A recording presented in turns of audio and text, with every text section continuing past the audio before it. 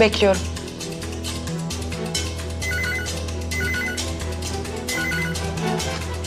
Efendim? Ben savcı Derya Dumansız. Savcı hanım, bu kadar çabuk beklemiyordum doğrusu. Radarıma girdin artık. Bundan sonra daha sık görüşeceğiz, merak etme. Sizi dinliyorum. Birazdan sana göndereceğim adrese gel. Akşamüstü. Tek başına. Seninle bir de baş başa konuşalım bakalım.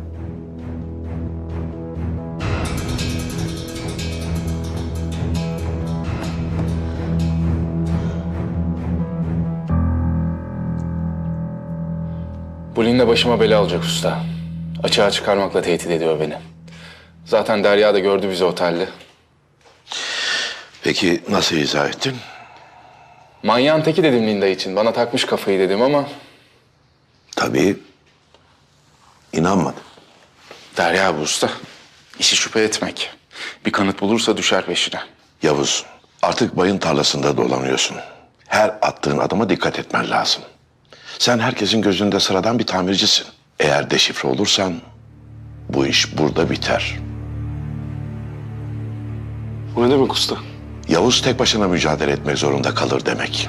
Biz onun yanında olamayız demek. Vatana hizmete bu şekilde devam edemez demek. Açığa çıkmanın bedeli budur. Sen açığa çıkarsan biz de çıkarız. O zaman vazifemizi yapamayız. Biz bu sırrı mezara götürmeye yemin ettik. Usta olmaz öyle şey. Ben komutanımı tek yüzünden öyle kaybedemem. Dur Kopuk dur, sakin ol. Biz bu bedeli bilerek çıktık bu yola. Öyle elimiz kolumuz bağlı oturacak mıyız komutanım? Gerekirse gidelim öldürelim o Linda'yı. İşte bunu yaparsak istediklerini elde ederler. Kadın gazeteci kimliğinde. Başına bir şey gelirse uluslararası basında çarşaf çarşaf haber. Kadın sırtlan gibi usta. Elindeki kozu çok iyi kullanıyor. Ne yapacağız peki komutanım?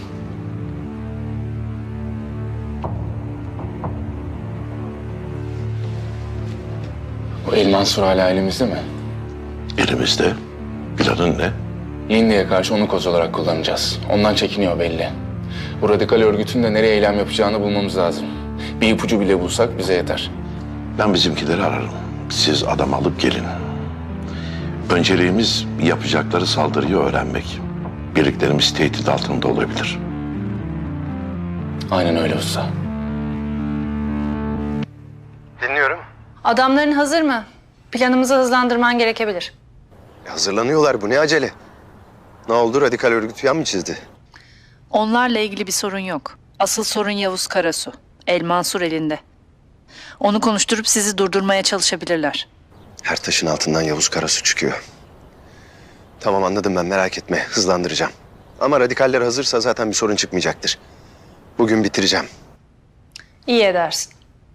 Sen de Yavuz Karasu'yu halledersen iyi edersin. Başka bir sorunla uğraşmak istemiyorum. Hallediyorum.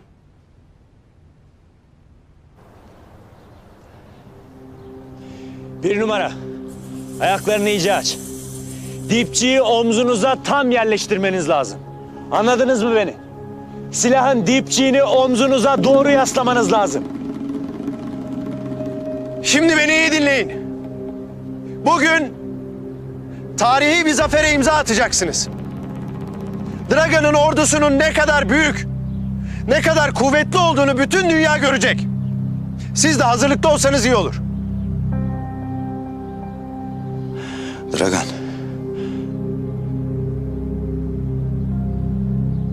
Çok zayıflar. Hiçbiri hazır değil. Eğer bir çatışmaya girersek telef olurlar. Merak etme. Ben her şeyi planladım. Sen sadece onların hedefe ateş etmelerini sağla yeter. Başlarında senin gibi bir savaşçı olduktan sonra belki sen de gücünü, kuvvetini hatırlamış olursun ha? Tüfeğini ver.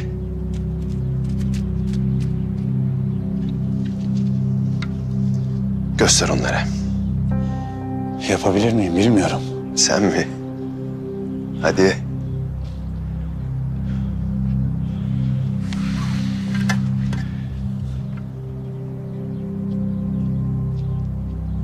Bu adama iyi bakın. Ben yokken lideriniz o olacak. En cesur, en korkusuz, en kuvvetli, en kurnaz adamlarımdan biri. Görebileceğiniz en iyi iyi keskin nişancıdır o. Onun hedefine bir düşman geldiğinde zaten ölmüş olur. Göster onlara Mao.